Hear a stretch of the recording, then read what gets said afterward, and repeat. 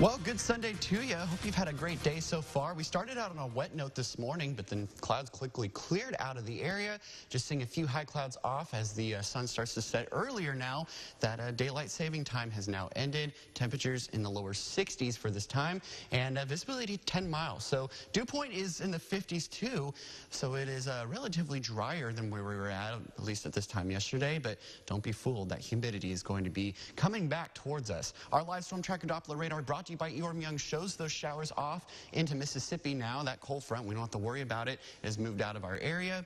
Nothing coming towards our way for tonight. So that's the good news. It's going to be dry. Here's again that look at that system that moved through this morning on our water vapor satellite imagery. Just some high clouds off to the west, as you can see. But our system that we were talking about being up in the Pacific Northwest yesterday is now in the Rockies. And this is what's going to come for us tomorrow, bringing that chance for severe thunderstorms. So let's just dive right into it right now. Let's time out the storm track for tomorrow. Again, you can see most of the day is dry. We may have a few showers developing ahead, but I think most of us will stay dry.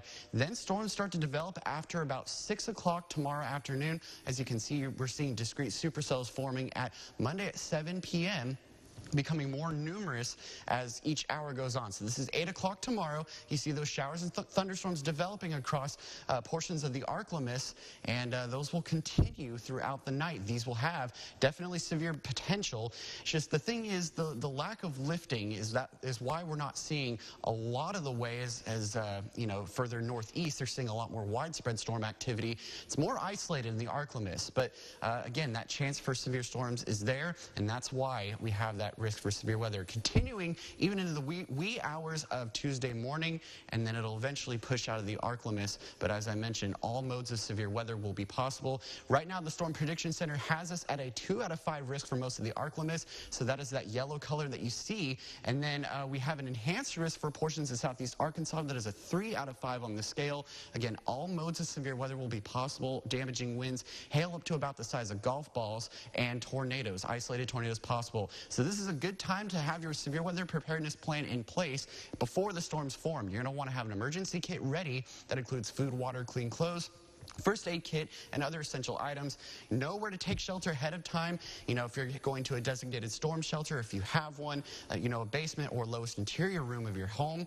Multiple ways of receiving warnings, because sometimes we lose power. So maybe, you know, if you're watching us on TV, the power goes out, you're going to want to have your phone charged and ready to go, so you can have multiple ways of receiving those alerts. Also, weather radios are very good as well. So tonight, we're only going to lower into the upper 40s, but then it will quickly warm up throughout the night. Patchy fog is possible as well. And then it's going to be in the mid-70s for tomorrow. Those storms mainly developing after 6 p.m. Only about a 50% chance of rain, as those storms will remain relatively isolated. And then for the remainder of the 7-day period, Tuesday we'll get a little bit of a break, and then another system moving in for Wednesday into Thursday. Good news with that system, it looks like the severe potential is lower, so not looking all that much in the way of severe weather for Wednesday, but the chance for showers and storms will be there. Lingering showers for Thursday, then cooler and drier air comes in for the weekend. All right, looks like we're going to need those umbrellas tomorrow. Stay safe out there, folks. Thanks, Brian.